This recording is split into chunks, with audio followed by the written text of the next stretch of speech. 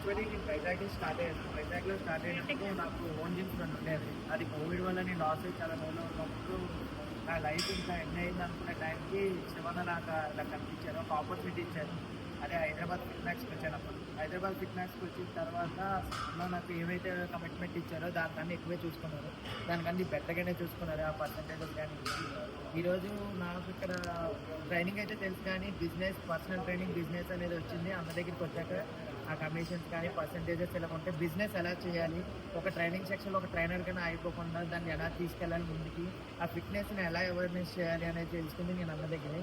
So అన్న దగ్గర నేను చాలా వరకు నేర్చుకున్నాను, ఆ ఫిట్నెస్ అనేది, ఆ పార్ట్నర్షిప్ అనేది అండ్ పర్సంటేజెస్ అనేది.